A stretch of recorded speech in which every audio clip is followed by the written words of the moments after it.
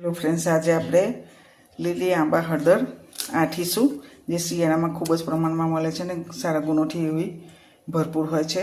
તો લીલી હળદર અને આંબા મોર કહે છે અને તેને આપણે આઠીશું. તે માટે મેં આના આવા ટુકડા કરી અને 12 કલાક માટે લીંબુ અને મીઠામાં પલાળી રાખ્યા હતા. તમે જોઈ શકો છો મિત્રો, અત્યારે આટલું પાણી નીતરી ગયું છે. તો એને આઠવાની પ્રોસેસ જોઈ લઈએ.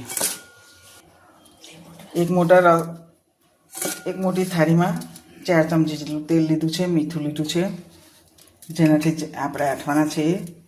રઈના ડાળિયા કહે છે કે કુળિયા લીધા છે મિત્રો, અને હળદર લીધી છે. તો આ બધું સારી રીતે મિક્સ કરી અને હાથેથી ફીણી લઈશું.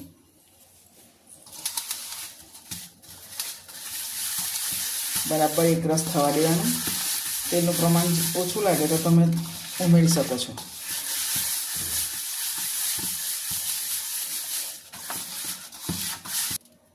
જો મિત્રો, સારી રીતે બધું ફીણાઈ ગયું છે. ત્યાર પછી આપણે આ આંબા મોર હળદરને ઉમેરી દઈશું સારી રીતે અને બધું મિક્સ કરી લઈશું. ખૂબ જ સારી રીતે મિક્સ કરી લેવું. અને મેં 4 લીંબુના ટુકડા લીધા છે, એને પણ જોડે મિક્સ કરી દઈશું, જેથી 12 મહિના સુધી પણ તમે સ્ટોરેજ કરી શકો છો મિત્રો. ને ખાવામાં બમણો પડે સ્વાદ એવી આ આંબા મોર થશે.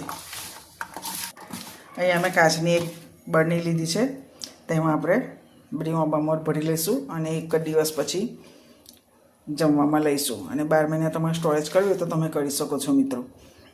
આ શિયાળામાં સરસ એવી આંબા મોર ને આ લીલી હળદર મળે છે, તો તેનું તમે અઠાણું બનાવો. કેટલીક વખત મરચાં પણ ઉમેરી શકાય છે, પણ મેં આ વખતે નથી લીધા. તો તમે પણ આ સિઝનમાં બનાવો અને ખાઓ આંબા મોરનું અઠાણું.